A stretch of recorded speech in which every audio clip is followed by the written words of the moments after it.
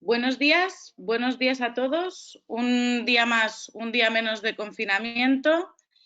Estamos en la sesión de formación sobre identificación, etiquetaje y transporte de residuos peligrosos.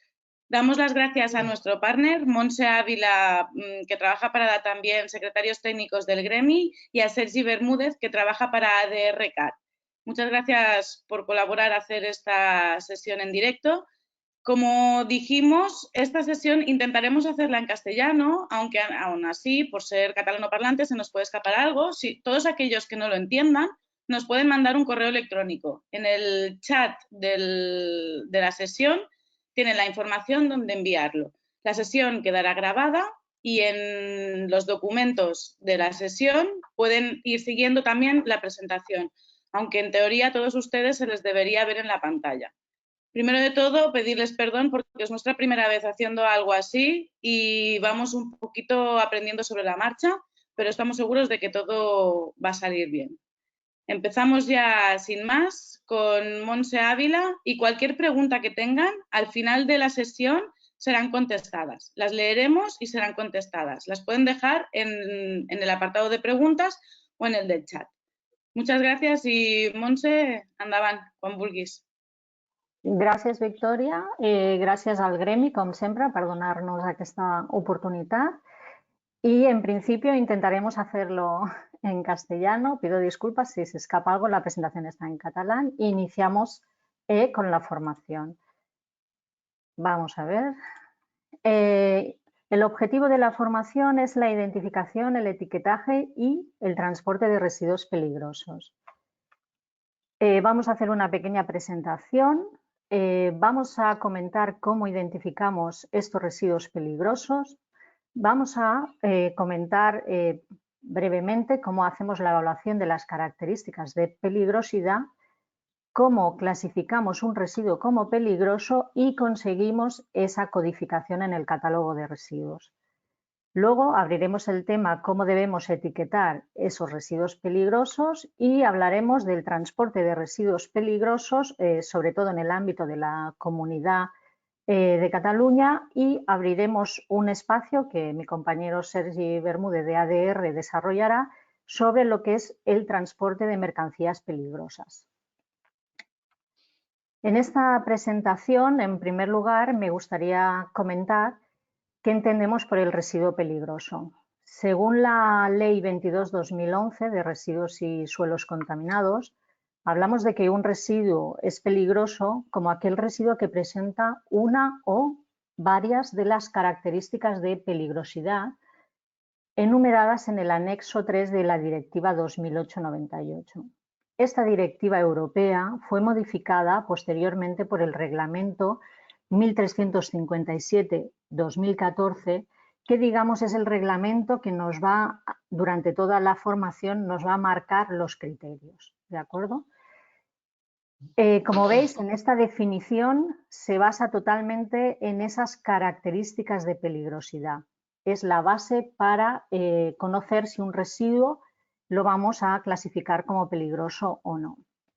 Recordaros, y ya que estamos en la formación sectorial, que la obligación de caracterizar este residuo en el artículo 17 de esta Ley Estatal de Residuos es obligación del productor o del otro poseedor inicial del residuo, quien está obligado a suministrar a las empresas que gestionan el residuo la información necesaria para hacer correctamente la gestión.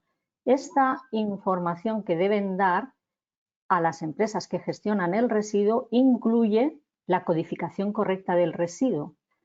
Entonces, en las plantas de gestión de residuos, los residuos de entrada es obligación del productor codificarlos correctamente, mientras que en los residuos de salida de las plantas es obligación del gestor realizar correctamente esa codificación. Los residuos los codificamos mediante la Lista Europea de Residuos, que es la que todos trabajamos, el LER, o el Catálogo Catalán de Residuos, que bueno, al final ha traspuesto lo que es la codificación del LER. Para los residuos peligrosos, en el número de 6 dígitos del LER se acompaña al lado con un asterisco, que esto los identifica como peligrosos. Hay tres opciones para codificar. Hay tres opciones posibles para codificar estos residuos. Cuando tenemos un residuo que se encuentra descrito en la lista del código LER sin asterisco y solo lo vais a encontrar sin asterisco, directamente este residuo lo vamos a clasificar como residuo no peligroso. Un ejemplo que podemos hacer de este caso es, por ejemplo, los neumáticos.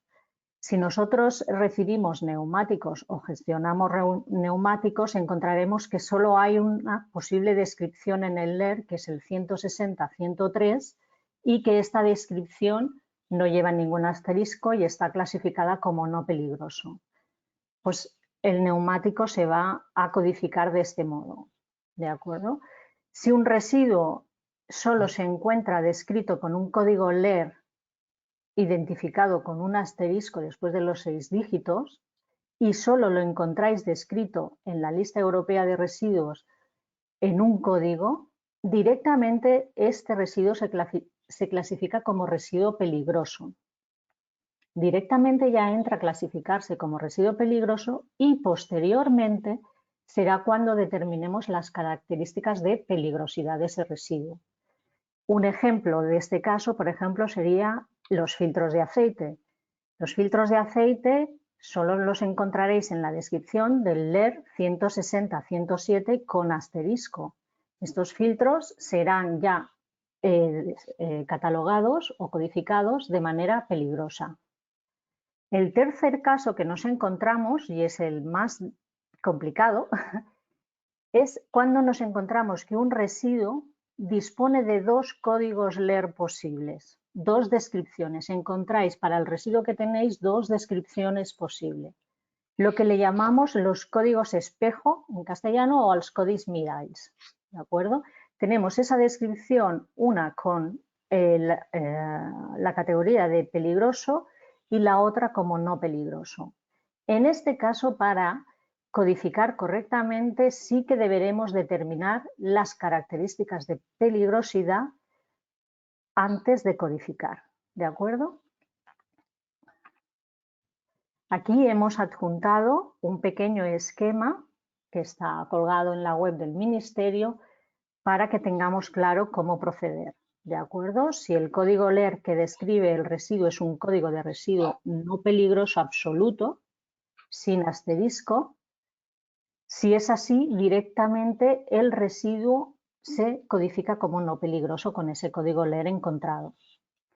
Si en cambio el código LER con el que se describe el residuo es un código LER de residuo peligroso absoluto, lleva el asterisco, ¿de acuerdo? Ya decimos que es un residuo peligroso y posteriormente necesitaremos determinar la característica de peligrosidad de ese residuo para gestionarlo. En cambio, si tenemos el residuo que se puede describir con dos códigos LER, un código de residuo peligroso con asterisco y otro código igual sin asterisco, un código espejo, es necesaria la determinación de las características de peligrosidad para codificar correctamente. ¿Qué es la evaluación de las características de peligrosidad? Para esta evaluación de características de peligrosidad es donde entra en detalle el Reglamento Europeo 1357-2014, donde define para cada característica de peligrosidad, que se identifican con HP, ¿de acuerdo? La definición propia de la característica define la manera de determinar si el residuo contiene la característica en función de las sustancias que componen el residuo y de las concentraciones. En algunas de las características dispone un valor límite o de corte en función de la concentración de la sustancia, ¿de acuerdo? Además, incorpora una tabla donde indica, según el código de clase o de peligro, si se ha de considerar en la determinación de esa característica. Vamos a ver, aquí entramos en el detalle de hablar un poco de los residuos si están formados por sustancias químicas. Como muchos de vosotros ya conocéis, la normativa de sustancias químicas es bastante amplia y detallada para la clasificación. Entonces vamos a dar un poco de pautas que necesitamos para realizar bien las características en el caso de residuos. Las características de peligrosidad son 15. Son de la HP a la 1 a la HP 15. Y estas HPs se definen para diferenciar un poco en el mundo del residuo de acuerdo al mundo de sustancia química. En el mundo de las sustancias químicas utilizamos Hs. Y cuando hablamos de residuos, hablamos de las características de peligrosidad HP. ¿De acuerdo?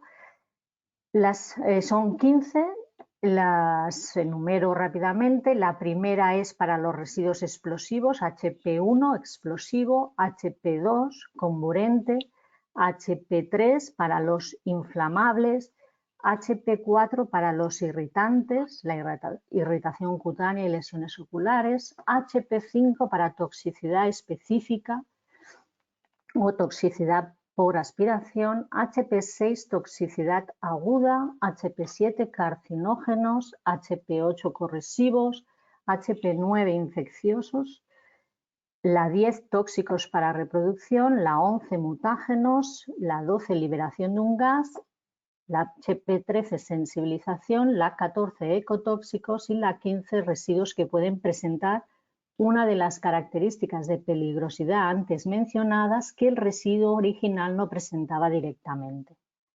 Estas son las características de peligrosidad para los residuos. En el reglamento 1357-2014, que os podemos enviar asociada a la presentación, en este reglamento es donde encontramos en cada HP, comentada E, y sus características para identificar. Por ejemplo, la HP1 de explosivo corresponde a los residuos que por reacción química pueden desprender gases a una temperatura, presión y velocidad que pueden ocasionar daños en su entorno. ¿De acuerdo? En el caso del comburente, corresponden a residuos que generalmente liberan oxígeno, pueden provocar o facilitar la combustión de otras sustancias.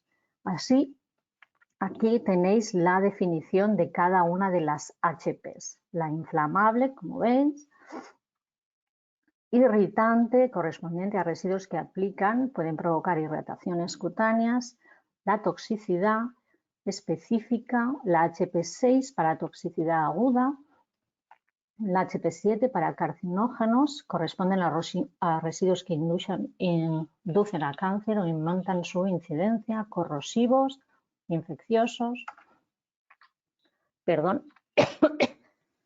mutágenos a liberación de un gas de toxicidad aguda, la HP12, HP13 sensibilizantes, correspondiente a residuos que contienen una o diversas sustancias que se conocen que tienen efectos sensibilizantes para la piel o los órganos respiratorios, ecotóxicos, la HP14 y la HP15.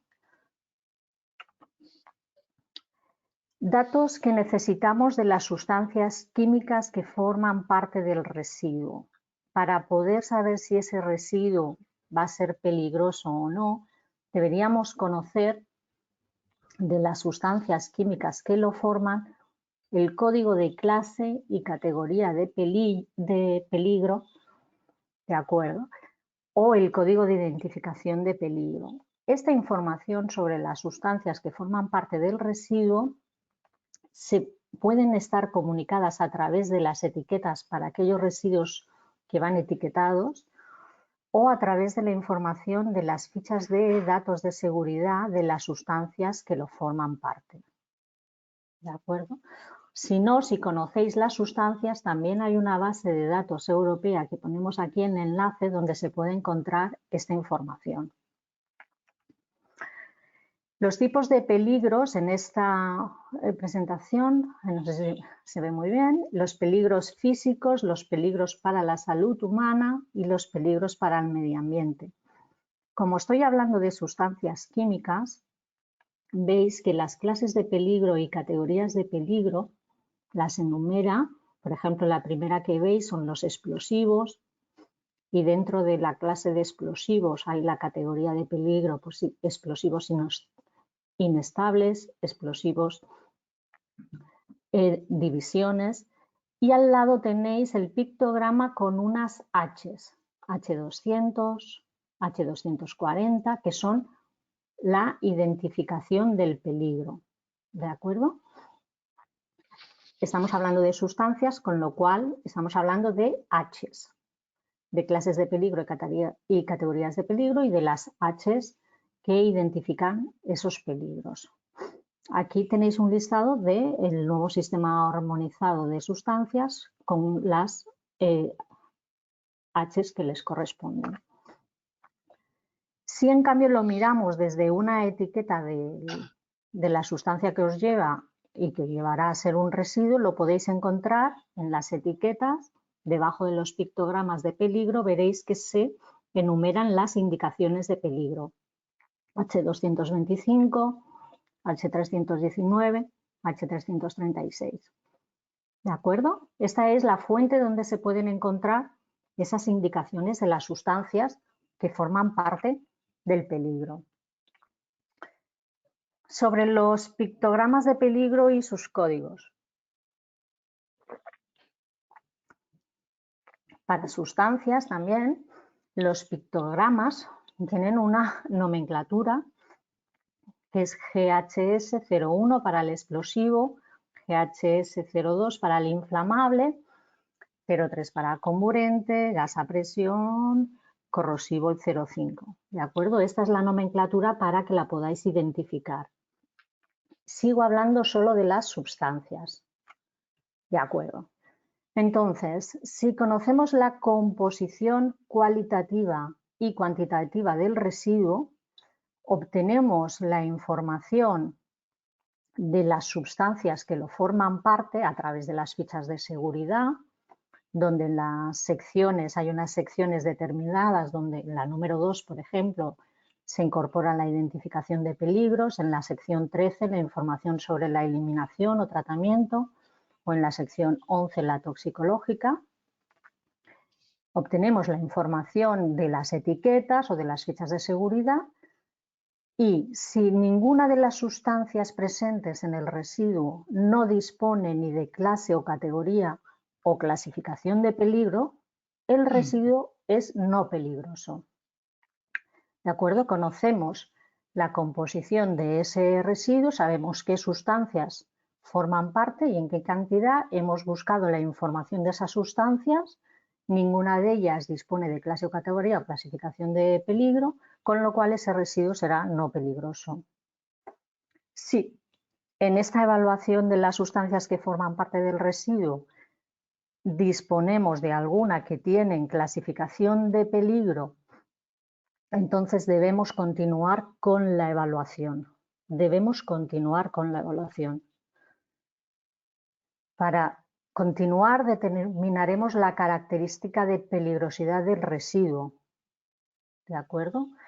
En este caso será necesario conocer también, aparte de las sustancias que lo forman parte, saber en qué concentraciones están esas sustancias en el residuo. Aquí tenemos un ejemplo de cómo es una extracción del reglamento 1357-2014, que es el que nos marca cómo relacionamos para conseguir esta característica de peligrosidad. Como podéis ver, he puesto el ejemplo del HP1 del explosivo.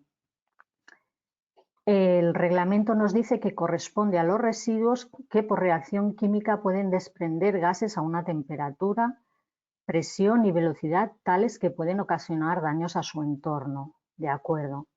Y aquí es donde hace la explicación: cuando un residuo contenga una o varias sustancias clasificadas con uno de los códigos de clase y categoría de peligro y de indicación de peligro indicados en el cuadro 1, este cuadro que veis aquí, os da el código de clase y categoría de peligro que antes hemos visto en la pantalla anterior, y también el código de indicación de peligro, o sea, podéis hacer el seguimiento a través de las Hs o a través del código de clase categoría de peligro, ¿de acuerdo? Entonces, lo que nos dice el reglamento es, si dispone una o varias sustancias clasificadas con uno de los códigos de clase y categoría de peligro y de indicación de peligro que sale aquí en este cuadro, se le asignará el código HP1. ¿De acuerdo? O sea, dispondrá el residuo de esa peligrosidad. Con lo cual, para encontrar la característica HP1 de los residuos, deberíamos buscar si las sustancias que lo forman tienen la H200, la H201, la H202, ¿de acuerdo? Las que tenemos en este cuadro. Para saber si un residuo tiene la característica HP4 de irritante, bueno, pues aquí el reglamento 1357-2014 nos dice cómo saber si tiene esta característica y en este caso para la HP4 dispone de valores de corte y límites de concentración. ¿De acuerdo? Nos dice para el HP4, cuando un residuo contenga una o varias sustancias en concentraciones superiores al valor de corte, que están clasificadas con uno de los siguientes códigos de clase y categoría de peligro e indicación de peligro, y se superen o igualen los siguientes límites de concentración, entonces el residuo lo clasificaremos como peligroso por HP4. ¿Veis? Y os da la relación en cada línea sobre las Hs de las sustancias y en qué concentración. El valor de corte que deberá tener en cuenta en una evaluación de STINCOR, H314, H315, H318 y H319 es el 1%. ¿De acuerdo? Es otra manera de evaluar si el residuo tiene esa HP concreta, mediante conocer las Hs de las sustancias más un valor de corte y de concentración. Aquí ponemos otro modelo que es cómo determina el reglamento 1357-2014 para asociar al residuo la característica de peligrosidad de la HP6. ¿De acuerdo? Aquí nos está dando en el cuadro la HP6 es la de toxicidad aguda, ¿de acuerdo? Y nos está dando en el cuadro en cada línea la H300, la H correspondiente a la sustancia que forma parte del residuo y el límite de la concentración. ¿De acuerdo? Un 0,1 para la 300, para la 301 un 5%, ¿de acuerdo? Es otro ejemplo. Para hacer la evaluación de las características de peligrosidad del residuo, en el caso de que las características de peligrosidad HP4 y HP6 y HP8 se aplicará la evaluación de valores de corte, como hemos visto, en la HP4, ¿no? Establecidas en el reglamento 1357. ¿no? Si una sustancia química está presente en un residuo con una concentración inferior al valor de corte, no se incluye en el cálculo, ¿de acuerdo? No se tendrá en cuenta. Si una característica de peligrosidad del residuo ha estado evaluada mediante un ensayo y también aplicando este método de las concentraciones de sustancias peligrosas, siempre prevalece el resultado del ensayo. Algunas de las características de peligrosidad, este reglamento dice que deben ser evaluadas mediante ensayo, no sirve el sistema de las concentraciones. En estos casos siempre prevalece el resultado de un ensayo sobre el método de concentraciones de sustancias. La clasificación del residuo.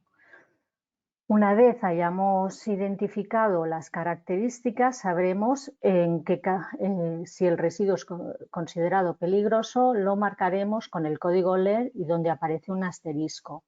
Comentar que tenemos en el catálogo de residuos tenemos en cada grupo los códigos LER acabado en 99 ¿de acuerdo?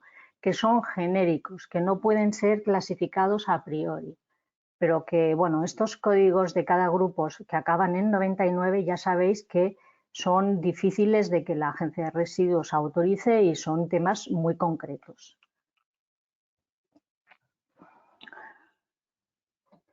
Para la clasificación de residuos peligrosos, al final sabemos que pueden ser peligrosos o no en función de las composiciones detalladas, de la concentración de las sustancias que los forman, y damos unas directrices en global que son que solo se justifica la asignación de un residuo con un código LER marcado como peligroso si el residuo contiene sustancias peligrosas que le confieren una o más características de peligrosidad de la HP1 a la HP8 o de la 10 a la 15.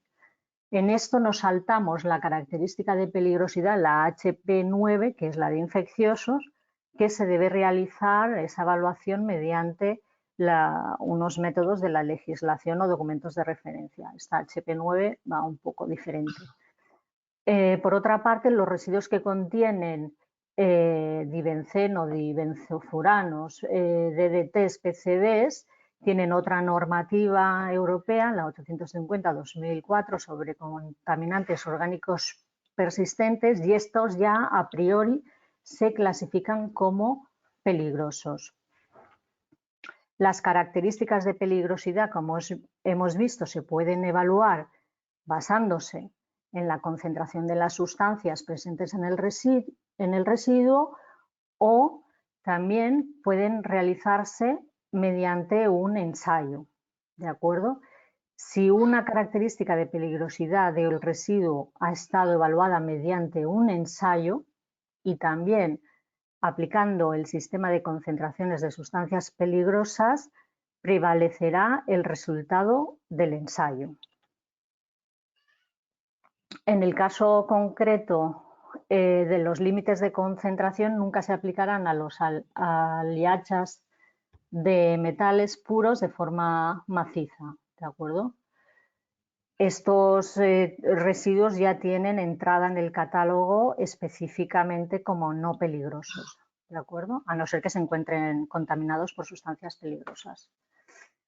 Aquí he puesto esta nota técnica del Ministerio en concreta, que yo creo que en nuestro sector de gestor de residuos es importante y que además crea precedencia. Esto fue de una sentencia en Italia sobre un tribunal, y en esta nota lo que quiere dejar bien claro es que en el caso de que el poseedor del residuo no puede clasificar porque no sabe las sustancias que forman este residuo y no tiene medios para determinarlas, bueno, no puede utilizar análisis químicos o ensayos de otro tipo. La obligación es ponerse por la aplicación del principio de precaución, clasificar ese residuo como peligroso.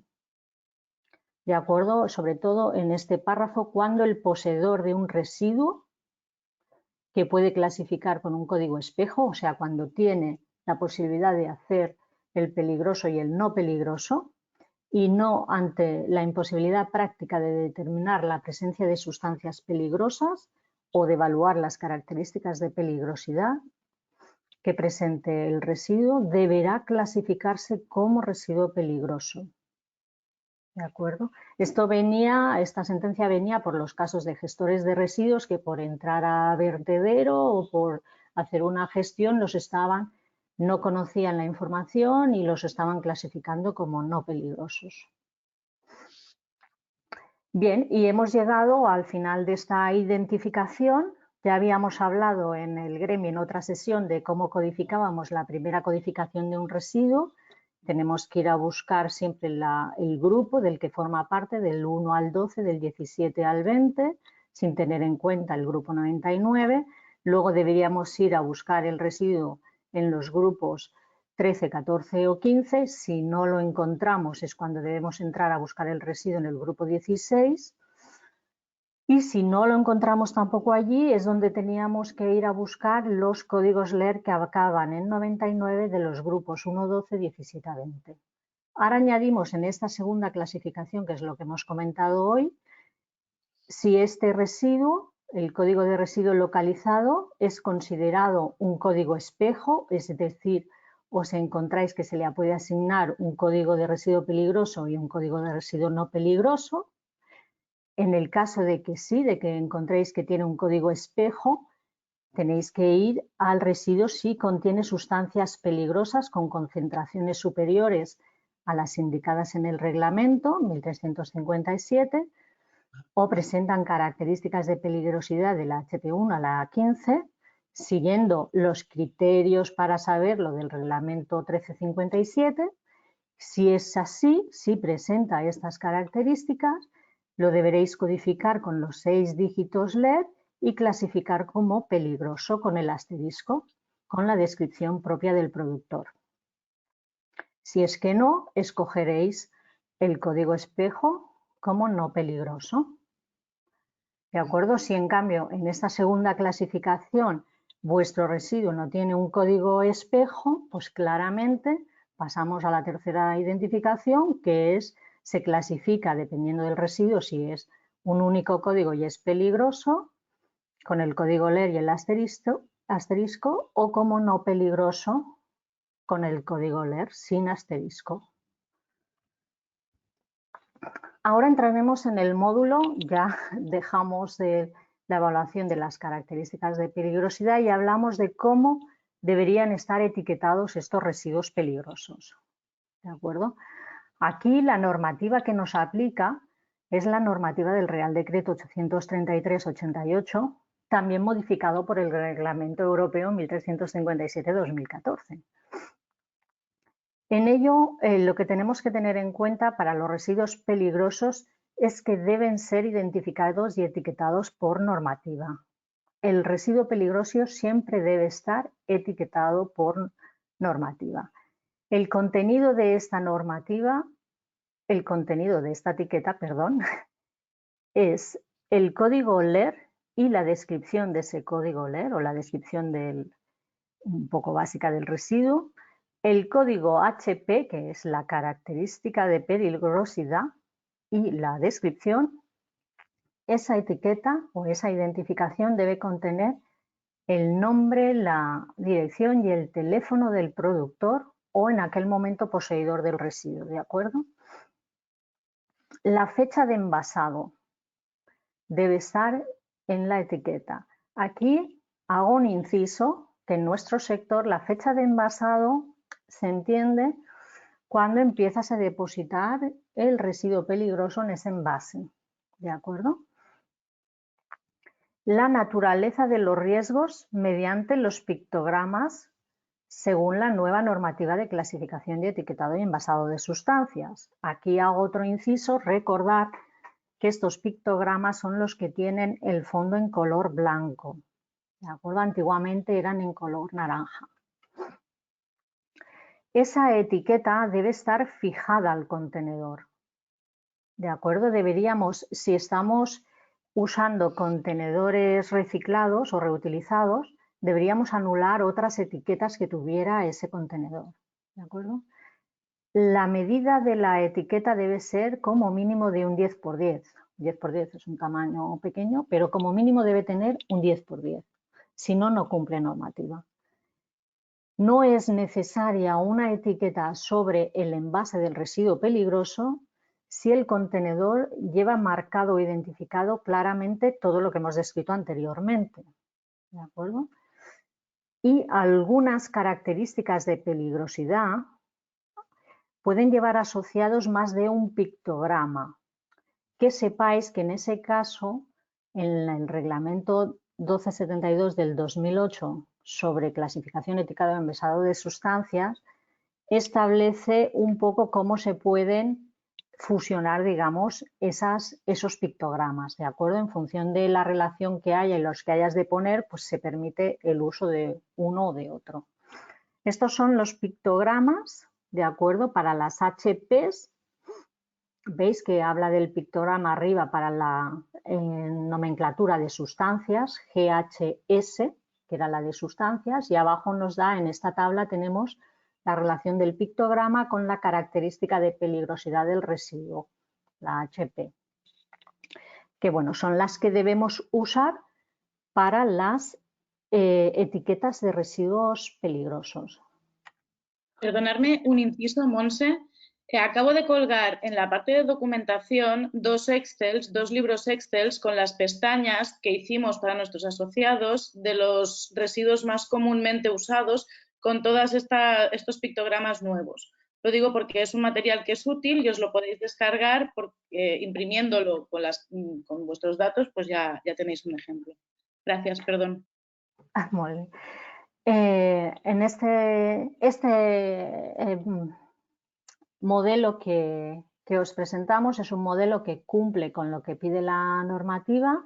Veis que está una descripción del residuo, del código LER, el 140.603, el código de peligro o lo que hoy hemos estado viendo que son las características de peligrosidad del residuo, HP3 más HP5 le corresponde, el productor, la dirección, el teléfono, la fecha de envasado o la fecha de almacenamiento que le llamamos y abajo los pictogramas de esas HP3, de acuerdo con la explicación de pues, inflamable o tóxico.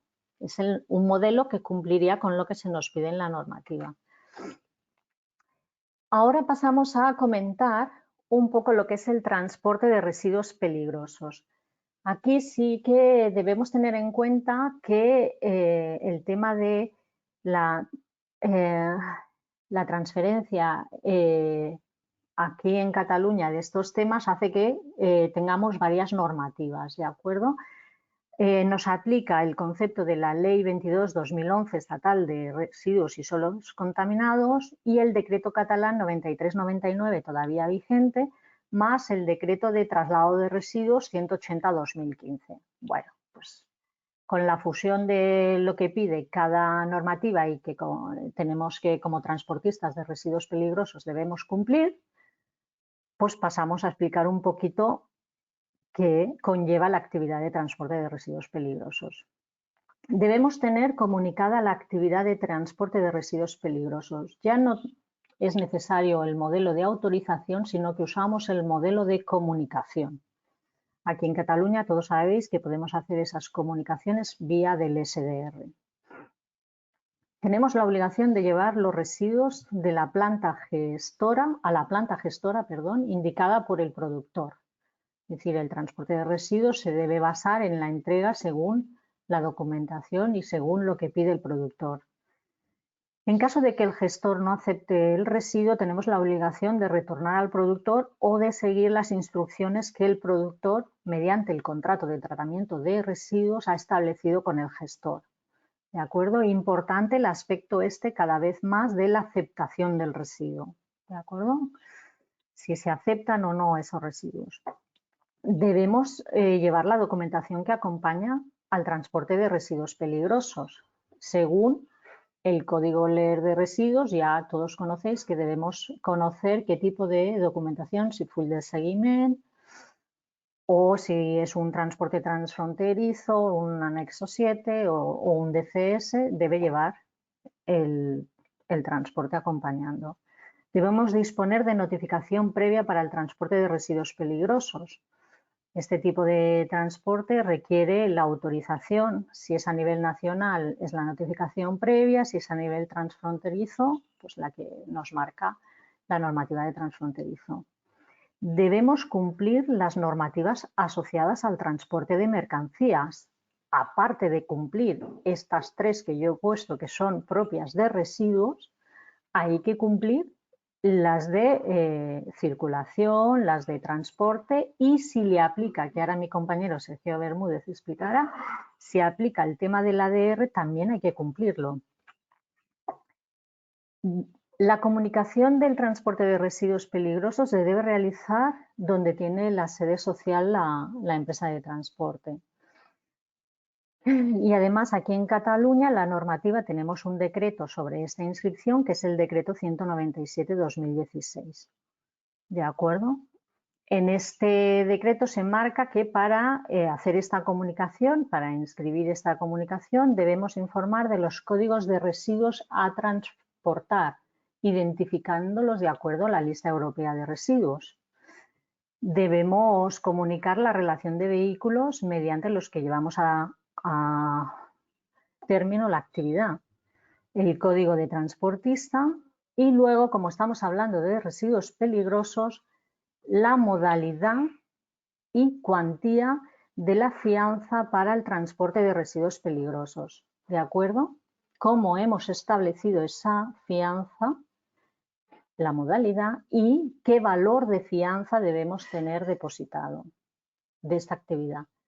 También debemos informar de la compañía aseguradora mediante el número y la cuantía sobre la aseguradora de transporte de residuos peligrosos, ¿de acuerdo? La aseguradora para los vehículos. El vehículo que realiza la actividad de transporte de residuos ha de disponer en todo momento de la documentación que acredita la comunicación de la actividad de transporte en los términos establecidos en el decreto, es decir, o disponer mediante telemáticamente en formato papel el registro de la comunicación.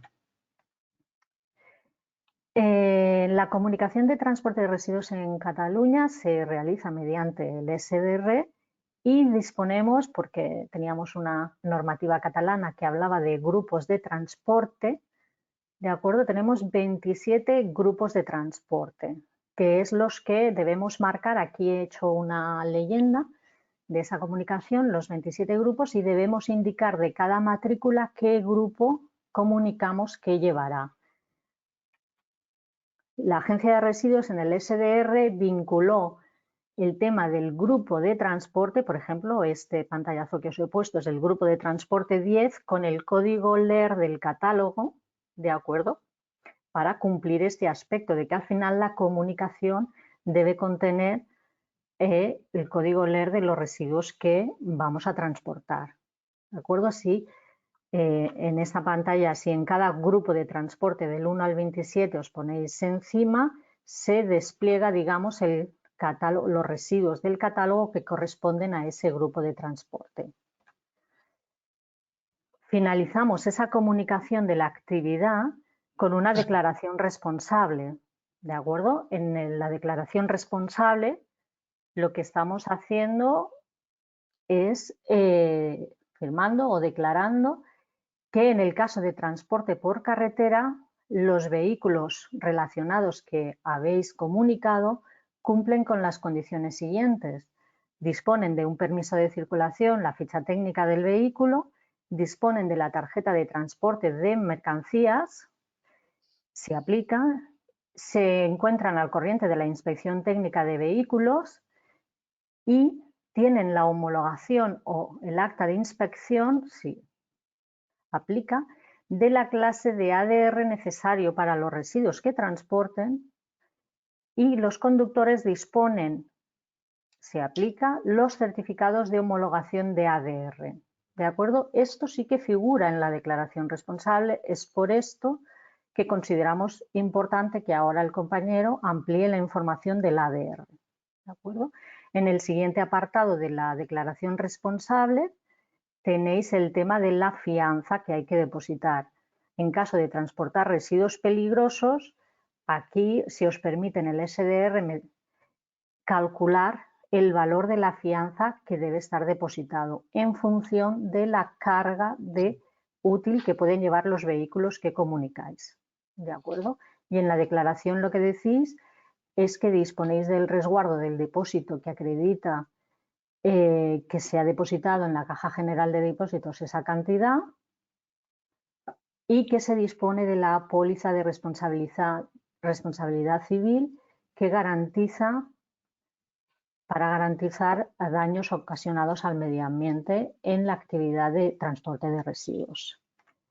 Por mi parte, esto es todo y ahora ampliaremos esta información de cómo aplica otra normativa paralela que es el ADR para el transporte de residuos peligrosos. Pues muchas gracias, Montse. Damos paso a Sergi Bermúdez de ADR.cat. Hola. Muy bien. Vale, hola, buenos días. ¿Se escucha? Sí, perfectamente. Bueno, Y sí, Sergio. la presentación no la vemos, pero Ahora sí. ahora estupendo, Sergi, gracias. Perfecto. Bueno, pues buenos días a todos. Bueno, soy Sergio Bermúdez, consejero de seguridad ADR en la empresa ADR CAT. Y bueno, mi parte en esta conferencia sería hablar justamente de los residuos que han podido ser clasificados como peligrosos y también están dentro del apartado del ADR. ¿Vale? Entonces, sobre todo lo importante, igual que mi compañera Monse ha hecho en su exposición, lo importante es saber y poder identificar este tipo de mercancías. ¿Vale?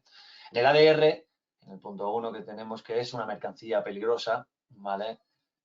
Cualquier materia nociva, perjudicial, que durante su fabricación, manipulación, transporte, almacenaje u uso puede generar pues, humos, gases, vapores, ¿vale? Que tengan una característica peligrosa. Esto es lo que tenemos que tener claro para que sería una mercancía peligrosa. Para la ADR, lo que nos dice, según que sería mercancía peligrosa, serían aquellas materias y objetos en el que su transporte está prohibido o autorizado exclusivamente según las condiciones establecidas en la ADR. O sea, eso quiere decir que una mercancía que sea un residuo, en este caso, que sea mercancía o una sustancia que sea ADR, tiene que estar incluida dentro de la ADR. La ADR es un acuerdo normativo que tiene incluidas unas 3.500 referencias, ¿vale? Entonces, son aquellas que pueden estar, las que están dentro de estas referencias serán las que se le aplicará la normativa, ¿vale? Todas aquellas que estén fuera, obviamente, no tendrán que cumplir con esta normativa de ADR.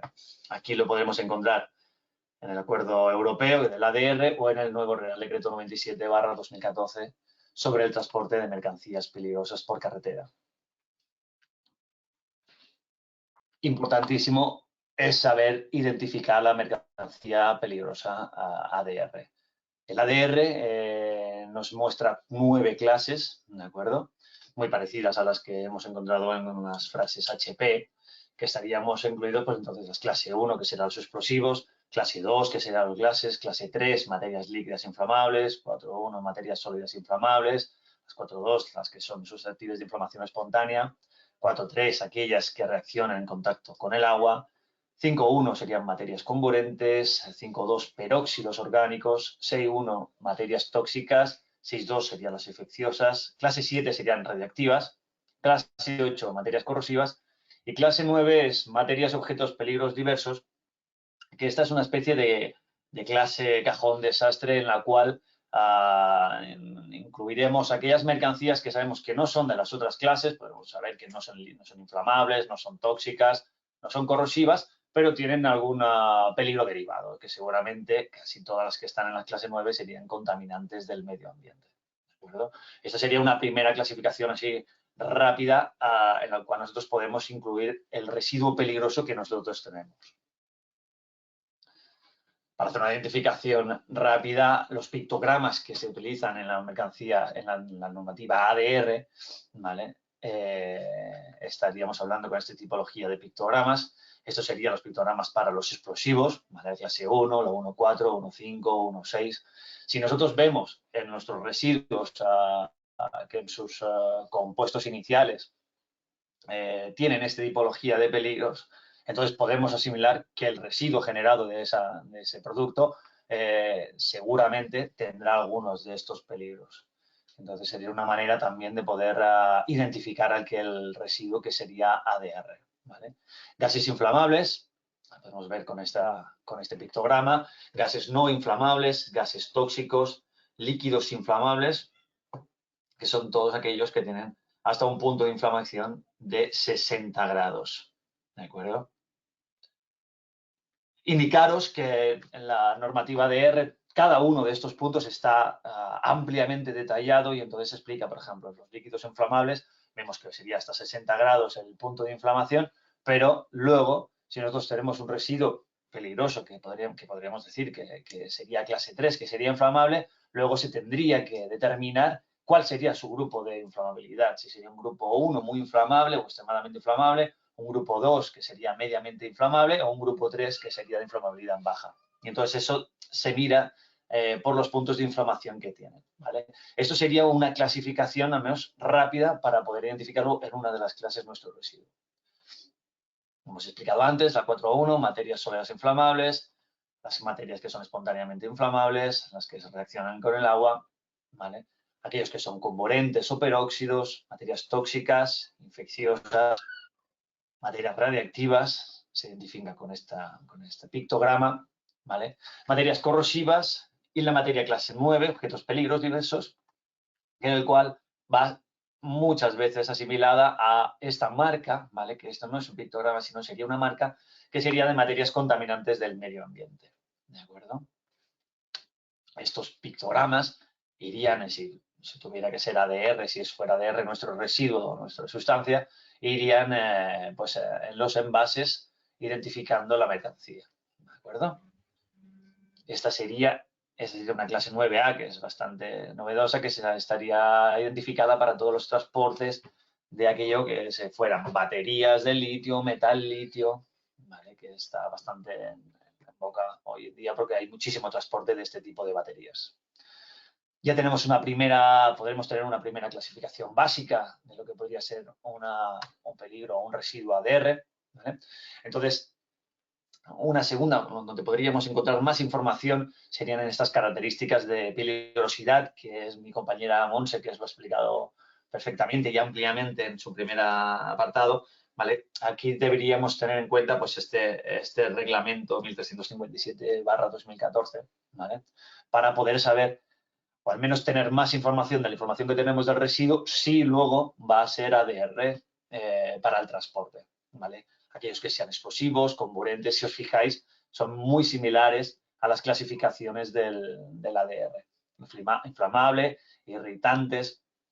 Aquí en el tema de irritantes, luego veremos más adelante, aquí hay más clasificación. Claro, un irritante como si no sería considerado ADR, dependiendo de la HP que le asignemos. Luego lo veremos.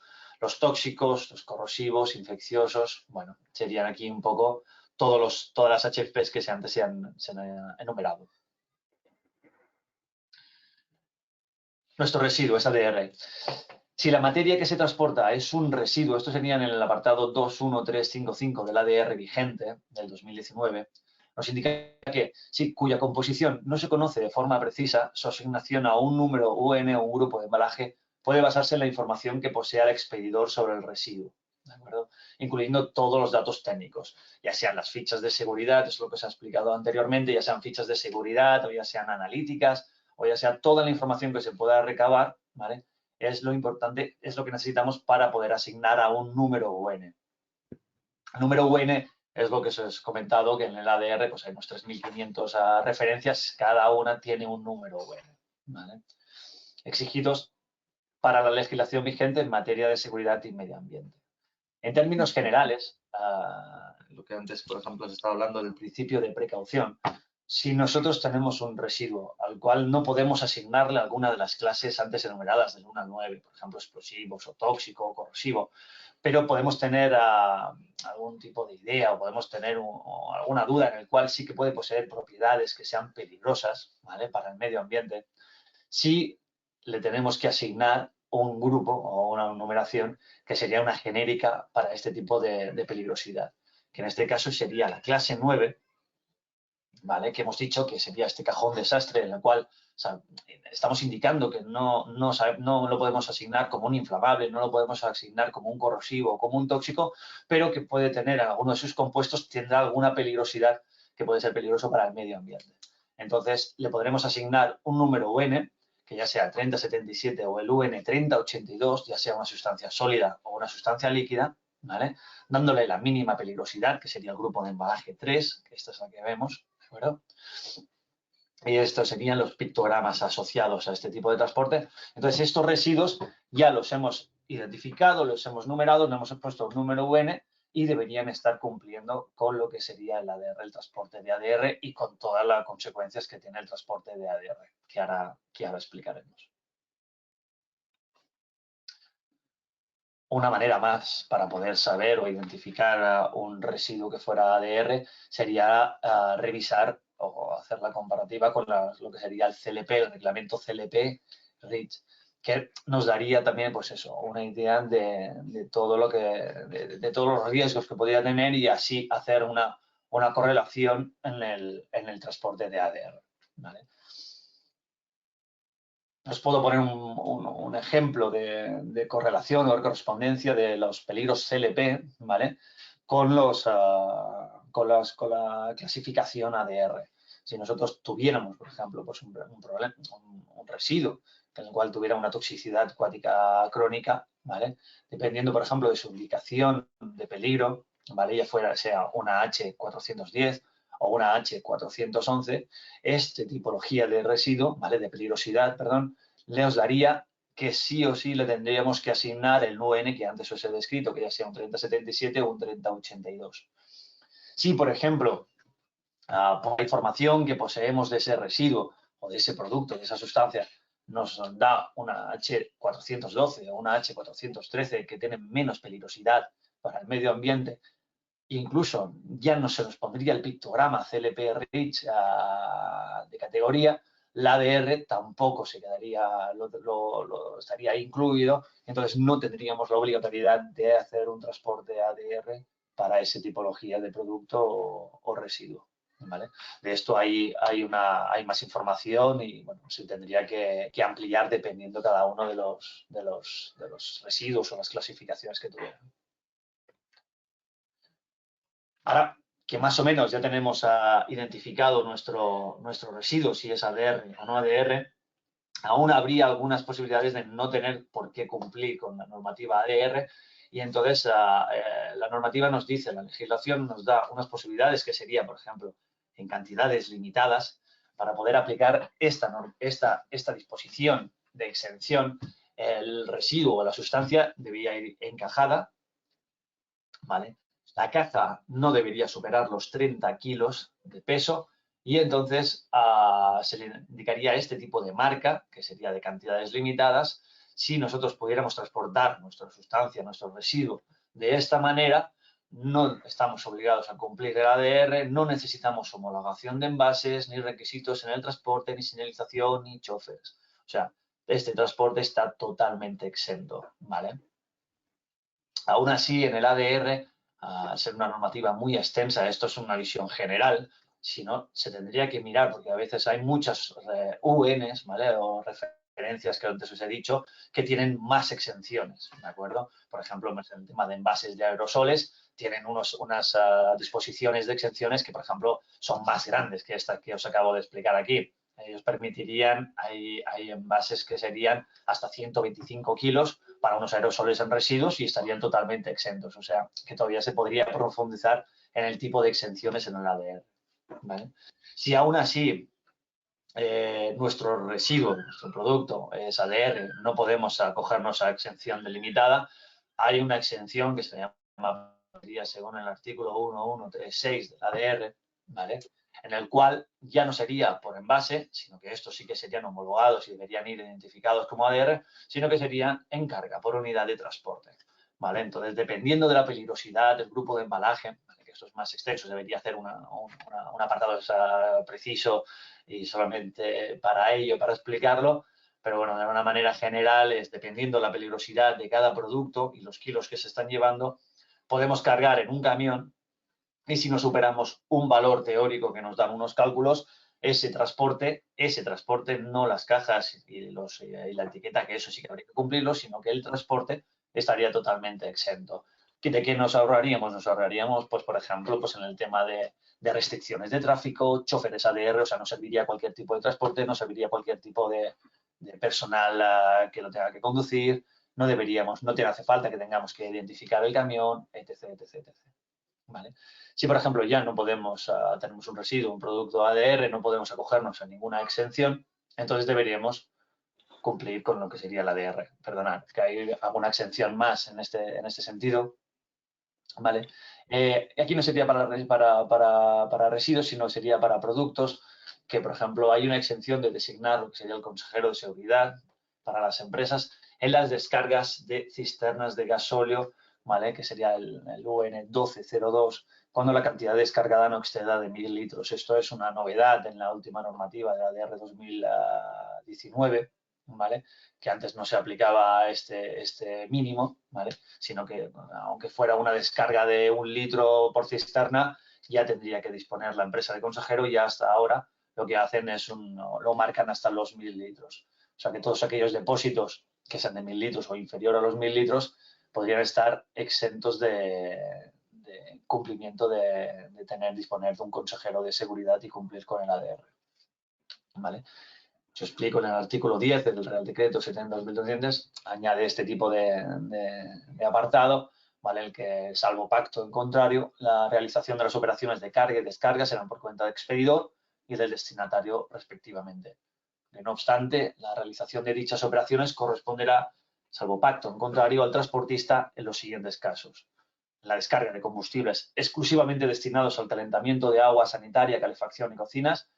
Este tipo de descargas de combustibles queda totalmente exento del cumplimiento de ADR, no requiere la empresa de consejero de seguridad.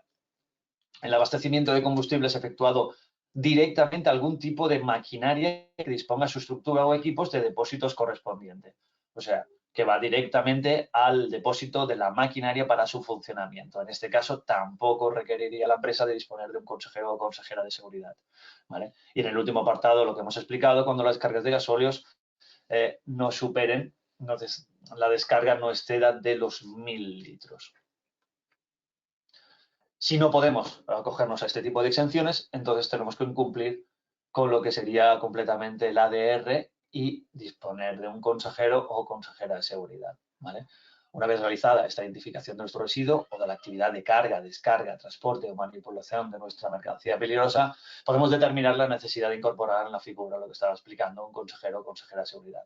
El Real Decreto 97/2014, que es el que nos marca las actividades de transporte de mercancías peligrosas, nos indica que las empresas que transporten mercancías peligrosas por carretera responsables en las operaciones, no solamente el transporte, sino sea en la carga, sea en la descarga, sea en el embalado o sea en la manipulación, deberán designar, de acuerdo con lo establecido en este Real Decreto, en función de su modo de transporte y de mercancías transportadas, al menos un consejero o consejera de seguridad encargado de contribuir a la prevención de los riesgos para las personas, los bienes o el medio ambiente inherentes a dichas actividades. Esto es una figura obligatoria en estos casos. Y ahora os explicaré esas funciones de riesgo para las personas, los bienes y el medio ambiente. ¿Vale? Como figura obligatoria, el consejero de seguridad tiene las siguientes funciones encargadas. Sería examinar el cumplimiento de la normativa. Este consejero de seguridad externo lo que va a hacer es, una vez que está dentro de la empresa, va a revisar todas las mercancías peligrosas que se carguen, que se descarguen o que se manipulen, ¿vale? Para hacerlas cumplir con lo que sería el ADR, ¿vale? O ya sea normativas industriales o medioambientales.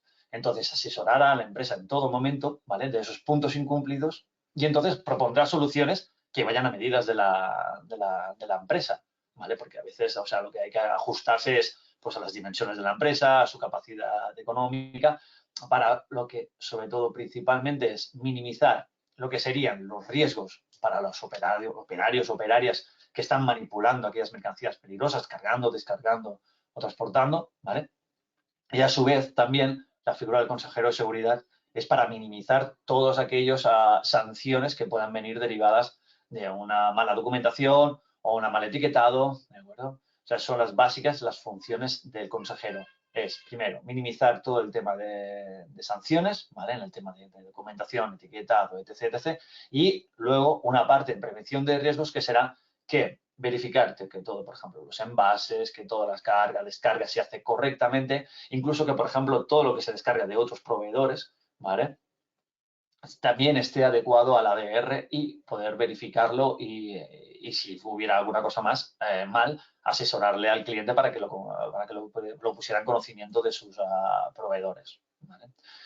Todo esto, el consejero de seguridad lo que redactará es un informe anual que se envía a las administraciones competentes, que en este caso sería cada una de las comunidades autónomas, pues si fuera en Cataluña, fuera en Madrid, ¿de acuerdo? Luego se centraliza en el Ministerio de Fomento y se hace constar en este informe anual se hace constar toda la actividad de la empresa, lo que es directamente para sus mercancías peligrosas, ¿vale? Las instalaciones en las que están almacenadas estas mercancías peligrosas, la cantidad de mercancías que se han cargado, que se han descargado, ¿vale? Si se han transportado vía marítima, si se han transportado vía aérea, si sobre todo por carretera, ¿vale? Si se cumple correctamente el almacenaje de esos productos químicos o residuos, ¿vale? En este caso, pues estaríamos hablando de que si los envases tienen que estar homologados, que la homologación es correcta, que la fecha de los envases de la homologación no ha cumplido su plazo máximo, que normalmente podemos estar hablando entre los 5 y los 10 años, ¿vale? Nos da mucha importancia este control. ¿Por qué? Porque un envase no homologado o un envase en el cual ha caducado su homologación nos puede provocar un riesgo, porque estamos hablando de que son productos químicos o son residuos que tienen una peligrosidad y entonces el envase es la primera protección que tenemos para poder manipularlo y almacenarlo con seguridad, ¿vale? Otra parte sería, se verificará esta documentación obligatoria, las cartas de porte del transporte, las instrucciones escritas que se pueden facilitar a los transportistas, los certificados de arromación que se generan, etc. En este informe anual también se revisan las formaciones que se han realizado a los operarios, que esto es una obligatoriedad, ¿vale? Y las visitas del consejero, que también son obligatorios, que se han realizado durante el año, ¿vale? El consejero de seguridad realizará obligatoriamente, como mínimo, una visita presencial en las instalaciones de la empresa para verificar que todos los aspectos relacionados con el ADR se cumplen. Esto es una obligatoriedad y cada vez se hace más hincapié en que la figura del consejero de seguridad haga como mínimo una visita. En esta visita normalmente se hace una auditoría de las instalaciones, de los envases, de todo lo que conlleva el tema de las mercancías peligrosas y, si procede, si ha habido un cambio de normativa, se hace una formación a todos los trabajadores. No puede haber un trabajador o una trabajadora que manipule mercancías peligrosas ADR que no esté formado. Obligatoriamente tiene que tener una pequeña formación del consejero o consejera de seguridad, ¿de acuerdo? Porque si no, no está capacitado para hacer ese trabajo que tiene que desempeñar. En el artículo 31 de la normativa, del Real Decreto que antes se comunicaba, nos indica las visitas técnicas a las instalaciones. Los consejeros de seguridad realizarán como mínimo una visita inicial y una al año a cada establecimiento o instalación en donde se desarrollen actividades con mercancías peligrosas. En el caso de que el único personal implicado en la actividad de descarga sea el de la empresa transportista, la visita podría ser bienal. En este caso, si solamente, por ejemplo, estaríamos hablando de descarga de gasoil, entonces no hay otra mercancía o residuo que se considere ADR, entonces las visitas se pueden ampliar y no hace falta que sean anuales, sino que se podrían hacer bianuales, ¿vale? Siendo necesario realizar visitas excepcionales cada vez que se modifiquen las instalaciones que afecten al procedimiento de las operaciones de descarga. En estas visitas, el consejero comprobará los efectos de garantizar la seguridad de las instalaciones, que se cumplen todas las condiciones y procedimientos exigibles tanto por el Acuerdo Europeo sobre Transporte Nacional de Mercancías Peligrosas por Carretera ADR como por el presente Real Decreto 97/2014 que os estaba indicando. Aquí tenéis un link para más información respecto a las obligaciones y funciones del consejero de seguridad que se adjuntan. Tenéis un link en el cual es un material, un PDF del Ministerio de Fomento, en el cual podréis encontrar cada una más detallado, todas las funciones que tiene que desarrollar un consejero o consejera de seguridad y cuáles son las obligaciones de la empresa, ¿vale? Tenemos que cumplir el ADR porque es normativa y entonces la normativa también, en el caso de que, por ejemplo, no se cumpla esta tipología esta normativa, hay algún tipo de incumplimiento, entonces también tiene derivada sanciones, que en este caso serían, según la Ley de Ordenación de Transporte Terrestre, la 9/2013, que nos indica por cada aspecto que, por ejemplo, se haya incumplido, hay una sanción y a quién se va a dirigir, si será al expedidor, si será al destinatario o será, por ejemplo, al transportista, ¿vale? Dada la obligatoriedad de disponer de un consejero de seguridad en la Administración, en la Ley de Ordenación de Transportes, como estaba indicando, se indican las sanciones aplicables en el incumplimiento de esta normativa ADR, ¿vale? Lo que estaba indicando que las sanciones se dividen entre muy graves, graves y leves, y nos va a indicar en las partes de transporte que serán responsables, si va a ser el expedidor, si va a ser el destinatario o el transportista, o por ejemplo que hay una otra figura que sería en el ADR, que sería el cargador, ¿vale? Porque cada una de estas figuras tiene una responsabilidad en el transporte. Como un ejemplo de alguna de las posibles sanciones que puede tener una empresa en el cual no haya, por ejemplo, dado de alta a su consejero de seguridad en la empresa, teniendo mercancías peligrosas, esta sería una sanción de carácter muy grave, ¿vale? Que sería transportar, en este caso sería transportar, cargar o descargar mercancías peligrosas careciendo del consejero de seguridad, o que éste no esté habilitado para la materia. Por ejemplo, pues cada 5 años hay una renovación en los consejeros y si no ha pasado la siguiente renovación, entonces estaría deshabilitado para cumplimiento de este cargo. Nos indican los artículos de la normativa en los que estarían incumplidos y el importe de la sanción a administrar, que en este caso serían 4.001 euros para las empresas, para las empresas que no han designado un consejero. En este link que os pongo aquí a continuación, aquí tenéis todas las sanciones posibles en el sentido de todos los incumplimientos, ya sea, por ejemplo, faltas de carta de porte, el etiquetado no es correcto, el vehículo no es correcto, o sea, todos aquellos aspectos en los que puede ser una carga, un descarga, un transporte de mercancías peligrosas, si hay un incumplimiento, se asignará una sanción. Y en este sentido, hasta aquí sería la parte de ADR que, de una manera así más o menos lineal o fácil, sería intentar explicaros. La verdad es que no nos hemos podido estrenar con un tema más complejo, porque realmente antes lo comentábamos con Monse que el tema de los residuos peligrosos es bastante complejo porque atañe a muchas normativas distintas que convergen en algunos momentos y en otros no, ¿no? Dependiendo de cantidades, lo que comentabas de las excepciones, Sergi, y es complicado, ¿no? Yo he estado siguiendo las preguntas que había y realmente no he visto que haya algunas ni en el chat. Ha habido 2 preguntas que he sabido solventar yo, como por ejemplo, ¿dónde se podía encontrar el asterisco de la peligrosidad? Y he dicho que en el catálogo del listado de los residuos, allí al lado de cada código, se añade el asterisco en la parte derecha superior para indicar que este es peligroso.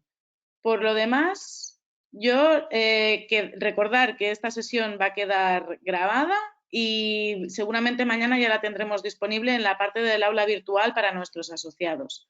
Daros las gracias una vez más, Monse y Sergi. De verdad que nos habéis ayudado mucho. Es un tema denso y lo habéis hecho bastante ameno, la verdad. Muchas gracias a todos.